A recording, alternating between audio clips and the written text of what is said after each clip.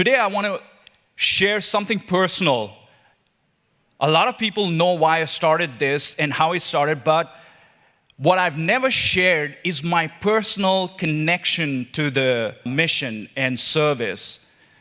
My grandmother was born up in the Himalayas in a Hindu family.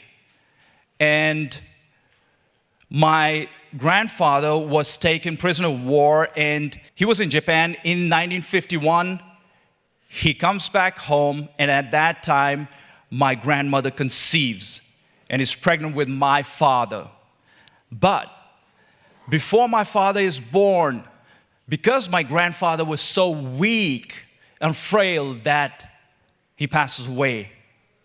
So my father is born to a widow without a father. And as he started growing up, he had to be there, help his mother doing the chores up in the mountains. You have to think, you have to wake up 4:30 in the morning, you have to walk miles to get water so you can wash and cook and do all that stuff. Well, when he was 12, he was so sick of this hard life. What do you expect?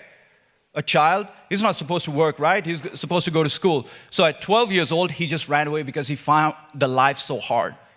But on the very first day, he slept at a temple courtyard.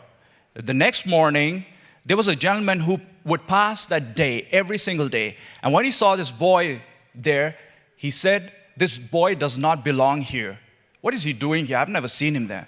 Well, he started talking to him. He said, "You want to come home?" He took him home.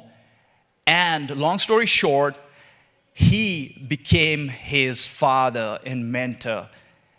He was a Christian man, and later, at the age of 18, my father gave his life to Christ.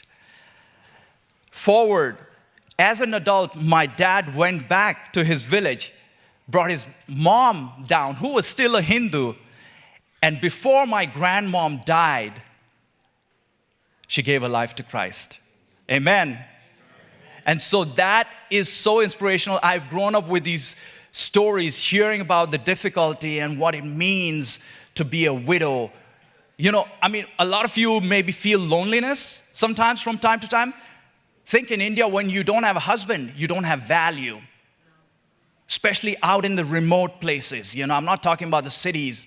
And so that has been my inspiration. Plus, my two aunts are widows. So that said, I have to do something for the widows and vulnerable women in India. So that's how I started.